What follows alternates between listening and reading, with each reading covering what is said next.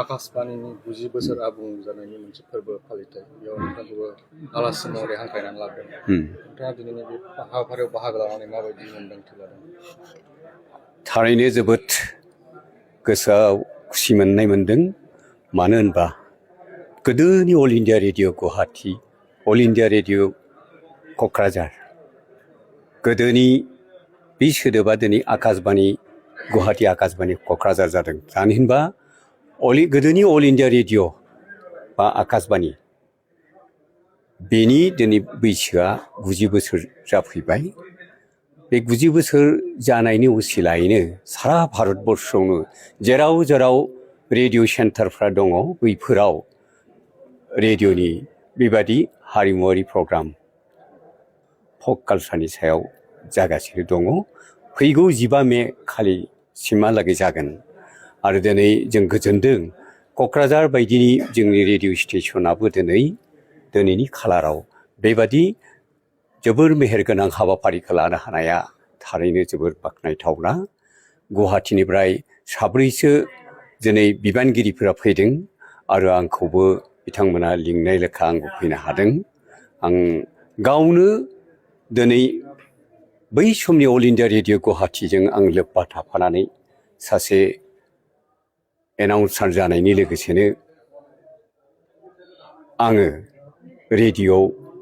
drama खालामबोदों गावनो drama सुजुबोदोंमोन फावथाय सुजुबोदोंमोन आरो फावगिरि जाबोदों मेथाइ खनदों बेबायदि हाबाफारिखौ आङो गोदो सानाखैमोन आङो एनाउन्सार महरै हाबजेननायनि उनावनो बैफोर खाबु माखासेखौ मोननो हादोंमोन आरो जेब्ला गावनो रग' रग' रादाबफोरखौ ट्रेन्सलेट खालामनानै फरायनो मोन्दोंमोन आरो मेथाइ खननो मोन्दोंमोन फाव खालामनो मोन्दोंमोन फावथाय लिरनो सुजुनो जों खाबु मोन्दोंमोन जोबोद गोजोननाय मोन्दोंमोन आं मालाबा समाव आङो गावखौनो आबेगिक जायो मानो होनब्ला क'क्राझार नैबे रेडिअ स्टेसननि थाखाय जों गावनो दैदेनगिरि जानानै मोनसे समाव जों फरायसा आफादनिफ्राय दाबि दैखांदोंमोन क'क्राझाराव रेडिअ स्टेसन नांगौ होननानै जोङो दाबि दैखांदोंमोन आरो बै लेखायै बेयो जाफुंदोंमोन आंहा गोसोआव फैदों दिनै जाफुंखालिनो बै हरिनागुरिनि बै जायगायाव हरिनागुरिनि गामिनि रायजो राजाया बोरमा सिथारलायनानै जोंखौ जाहोदोंमोन दैदेनगिरिफोरखौ दिनै थारैनो जों मोजां नांदों आरो आं क'क्राझाराव फैनानै आरोबाव मोजां नांदों जोंनि जि इयुन जोलै लाइमोनफोरा जाबायदि गोसो होनानै केजुवेल एनाउन्सार जानानै खामानि मावगासिनो दङ बिथांमोना गावखौनो बावसोमदों आरो नैबे समाव जा जेबो माने गवालपेरिया लकगित बागुरुम्बा मोसानाय बेबादि गुबुन जोंहा बर' खुगा मेथाइ खननाय बैफोर हाबाफारिया एप्रुभ आर्टिस्टफोरा दिनै खालामनो मोन्दों आरो बेबादिनो नांगौ जखायै रायजोफ्रा बा मेथाइ खनगिरिफ्रा आरो रेडिअखौ मोजां मोनग्राफ्रा फैजोबनो हादों दिनै आं मोजां नांदों जोंहा बियादै बे बड'लेण्ड मुलुगसोलोंसालिनिनो डक्टर इन्दिरा बर'आ फैदों फंबाय डक्टर भौमिक बर'आ फैदों आरो जोंहा डक्टर अजित बर'आ फैदों बेबायदिनो जोंहा प्रितम ब्रह्म चौधुरिखौ नुनो मोन्दों आङो माखासे मानि रादाबजों सोमोन्दो थानाय रादाबगिरि माखासेखौ नुनानै आरो गोसोआ मोजां नांबावदों दिनैनि बे जोंनि जारिमिनारि बे खुंथायनि सल'बाथाफोरा फोसावजाथों रेडिअआ जे बेसे गोनांथार गोदो जों गोबाङा बुङो जे रेडिअ गैलिया दिनै रेडिअखौ खोनासंलिया टिभिखौल' नायो होननानै बुङो नाथाय नोंथांमोना मिथिगौ रेडिअ दानाय एप्स लायोब्ला मबाइलावनो फुंनिफ्रायनो एमाव जिरायनाबाबो बा नोंनि पकेटाव लानानैबाबो जोंनि रेडिअनि हाबाफारिफोरखौ खोनासंनायनि खाबु लानो हायो बेखायनो दासान जे रेडिअखौ जों गोदोनि बायदि आलायना लाथारनांगोन बेबो नंलिया दानि मबाइलावनो खोनासंनो मोनजोबो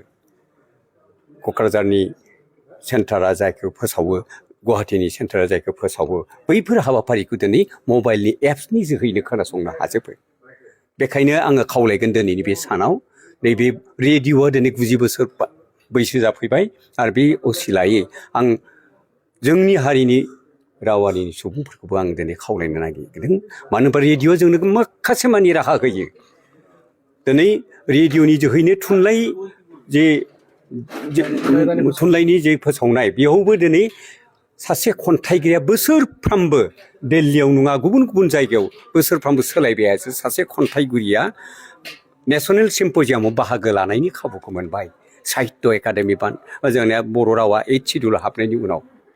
90 सिडिउल सोसनजानायनि लोगो लोगोनो दिनै बोसोरफ्रामबो अल इन्डिया रेडिअ थामहिनबा दिनैनि आकाशबाणीया सासे खन्थाइगिरिखौ गुबुन गुबुन हादोरनि गुबुन गुबुन जायगायाव खन्थाइ आवरायनायनि खाबुखौ होयो गासैबो खरसाफोरखौबो आकाशबाणीयानो होजोबो बेखौ नायनानै जोङो बुंनांगोन बे आकाशबाणीया जेरै खन्थाइ मेथाइ गुबुन गुबुन आयदा सोरजिनायनि जिखुनु खाबु होदों बे खाबुफोरखौ जोङो गावनि हारिनि सुबुंफोरा लानो नाजानांगोन मानो होनोब्ला जोंनि रावा दिनै भारत हादरनि संबिजिरनि 90 सिडिउल थिसनजानायनि लोगो लोगोनो जायखिजाया खाबुफोरखौ दिनै मोननो हानायनि राहाया फैजोब्बाय बर' रावा दिनै 90 सिडिउल थिसनजानाय लोगो लोगोनो साहित्य एकाडेमि बान्था मोनबाय जोंनि बर' सुबुंनिफ्राय पद्मश्री बान्था मोनबाय जोंनि बिटिसिआ दिनै जोहोलाव नीलेश्वर ब्रह्म बान्थाखौ फोसावदों आरो बेबादिनो माखासे मानि बान्थाखौ जोंहा थुनलाइ आरो हारिमु बिथिङाव फोसावगासिनो दङ दिनैनि इयुन जोलैखौ आं खावलायगोन जाहाथे बे रेडिअनि जोहैबो माखासे सोरजिथायखौ गाव आबुङै लानो हायो सार मोनसे सोंथि रेडिअ होनना बुङोब्ला गोदोनि समाव अनसायजानायखौ बांसिन नुयोमोन दिनै जोंनि लाइमोन समाजा गोरों समाजा बारायबोदों नाथाय रेडिअनि अनसायनाया खम जादों दा बेखौनो जाखांफुनाय लाइमोनखौ मा खावलायगोन आं बेखौनो होनदों बे एप्सनि खोथाखौ गोबाङानो मिथिया मबाइलनि एप्सनिबो जे रेडिअनि फारिखौ खोनासंनो मोनो मानो होनोब्ला गोबां समाव रेडिअनिया जोंनिया खिन्थु सोदोबफोरखौ जानला मानला बुंनो मोना रेडिअ रादाब फरायगिरिफ्रा बेखौ मिथियो जोंनिया माने रिपिट खालामनो मोना जोबोर आब्रुथि गोनाङै जोङो बुंनांगौ नंथारगौसो जोंनिया बे रेडिअनिया बा दुरदर्शन एप्रुभ दुरदर्शननिया बे फोसावो जानला मानलायै जों बेखौ खालामनोबो हाया आरो गोबाङा सोङो जे रेडिअ नाटकफोरा मानो बर' रावाव बारा लिरजाया माने रेडिअनि द्रामा आरो ओरैनो सोरजिनाय द्रामा बे फारागथि मानसिखौ फिजिकेलि दिन्थियालासेनो नोङो रेडिअनि गावनि रावजोंनो नोङो मोनसे थुनफावथायखौ नोङो गोसो बोनो हानांगोन बेखौ दिन्थिनो हानांगोन बेबायदि सोदोबजोंनो नोङो सानायखौबो दिन्थिनांगोन